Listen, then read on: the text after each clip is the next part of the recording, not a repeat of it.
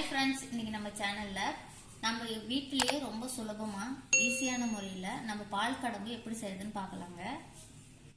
பால் கடம்பு செய்யறதுக்குங்க நான் பாருங்க 1/2 litre packet பால் தான் எடுத்துர்க்கேன். நீங்க வேணும்னாலும் மாட்டு பால் கூட வாங்கி யூஸ் பண்ணிக்கலாம். அது இன்னும் ரொம்ப டேஸ்டா இருக்கும். இப்போ பால் கடம்பு எப்படி செய்யறதுன்னு பார்க்கலாங்க. இப்போ அடுப்பு பத்த வச்சுக்கலாங்க. இந்த மாதிரி ஒரு பாத்திரம் எடுத்துக்கலாம்.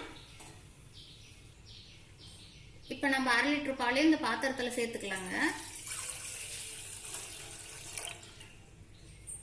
இப்போ பால் பாருங்க ஒரு பாத்திரத்தில் சேர்த்தாச்சு. பாலும் நல்லா கொதி வரட்டும். கார்ன்ஃப்ளவர் மாவு பாருங்க நான் ஒரு 2 ஸ்பூன் அளவு சேர்த்துக்கிறேன்.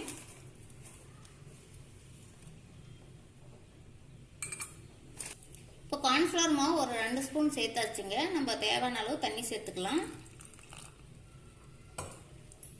கார்ன்ஃப்ளவர் மாவு வந்து நல்லா கட்டிகளே இல்லாமல் கரைச்சி எடுத்துக்கலாங்க.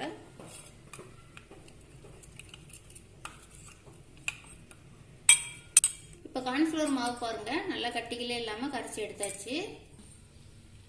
இப்போ பாருங்க நல்லா பால் கொதி வந்துடுச்சு. இப்போ அடுப்பை சிம்மில் வச்சுக்கலாம். சர்க்கரை ஒரு 100 கிராம் அளவு சேர்த்துக்கலாங்க. இப்போ சர்க்கரையெல்லாம் சேர்த்து நல்லா கிளறி விட்டுக்கலாங்க. நல்லா சர்க்கரையெல்லாம் கரையட்டும். இப்போ பாருங்க சர்க்கரையும் சேர்த்தாச்சு. ஒரு 5 கிராம் அளவுக்கு அகரகரை எடுத்துருக்குறேங்க. இப்போ அகரகரை வந்து நம்ம பாலோட சேர்த்துக்கலாம். இப்போ சேர்த்தாச்சுங்க. நல்லா அகரகரை வந்து நல்லா கரையிற அளவுக்கு கிளறி விட்டுக்கலாம். கைவிடாமல் கிளறிட்டே இருங்க, இல்லைன்னா அடி பிடிச்சிரும். பால் கடம்பு செய்யறதுக்குங்க நம்ம வந்து அடுப்பை சிம்மிலே வச்சு எரி விடணுங்க. அப்போதான் நமக்கு பால் கடம்பு வந்து ரொம்ப நல்லா வரும். ஹை ஃப்ளேமில் வச்சு எரி விடாதீங்க.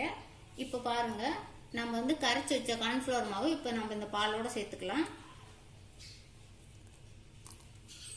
இப்போ கார்ன்ஃப்ளவர் மாவுலாம் சேர்த்துட்டுங்க. கட்டி விழுவோம். நம்ம கட்டி விழுவாத அளவுக்கு நல்லா கைவிடாமல் இப்படி கிளறி விட்டுட்டே இருக்கணுங்க. இப்போ பாருங்க கொஞ்சம் கொஞ்சமாக பால் எவ்வளோ திக்காயிட்டே வருது.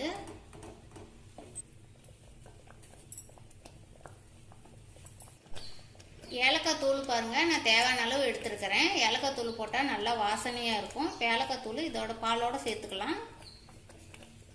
இப்போ சேர்த்து நல்லா கிளறி விட்டுக்கலாங்க. இப்போ பாருங்க பால் கடம்பு நமக்கு ரெடி ஆயிடுச்சு. நம்ம அடுப்பு ஆஃப் பண்ணிட்டு இறக்கலாம். பாருங்க நான் ஒரு கப் எடுத்திருக்கேன். உங்ககிட்ட என்ன பாத்திரம் இருக்கு அந்த பாத்திரம் எடுத்துக்கோங்க. இப்போ இந்த கப்பில் பாருங்க சுத்தியும் நான் எண்ணெய் தொடை வச்சிருக்கேன். நீங்க நெய் இருந்தாலும் தொடை வைக்கலாம். இப்போ நம்ம செய்து வச்சிருந்த பால் கடம்பு எடுத்து நம்ம இந்த கப்பில் சேர்த்துக்கலாங்க. இப்போ நமக்கு பாருங்க பால் கடம்பு இந்த அளவுக்கு நல்லா திக்காக இருந்தால் தான் நமக்கு பால் கடம்பு சீக்கிரமாக கெட்டியாகி துவையும். இப்போ நம்ம பால் கடம்பு இந்த மாதிரி ஒரு பாத்திரத்தில் சேர்த்துக்கிட்டோங்க. இப்போ இந்த பால் கடம்பு வந்து நமக்கு ரெடி ஆகிறதுக்கு ஒரு 3 மணி நேரம் ஆகுங்க.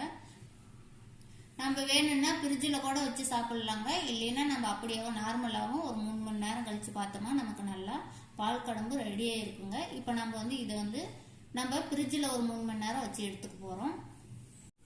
இப்போ பாருங்க நம்ம ஃப்ரிட்ஜிலேருந்து 3 மணி நேரம் கழித்து எடுத்துட்டு வந்துட்டோம். நம்மளோட பால் கடம்பு எவ்வளோ நல்லா கெட்டியாக இருக்கு பாருங்க. இப்போ இந்த மாதிரி கத்தி எடுத்து ஓரங்கள்லாம் இப்படி கட் பண்ணி எடுத்துக்கலாங்க. இப்போ பாருங்க இந்த மாதிரி ஒரு பிளேட்டில் நம்ம பால் கடம்பை அப்படியே மாற்றி எடுத்துக்கலாம்.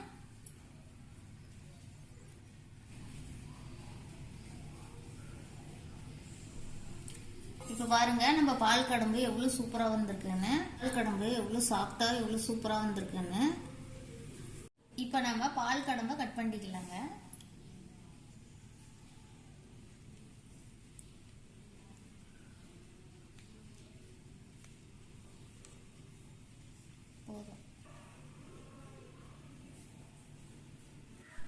இந்த மாதிரி நீங்களும் வீட்டில் ட்ரை பண்ணி பாருங்க. ரொம்ப சூப்பராக இருக்கும். இந்த வீடியோ பிடிச்சிருந்துச்சுன்னா லைக் பண்ணுங்க, கமெண்ட் பண்ணுங்க, ஷேர் பண்ணுங்க.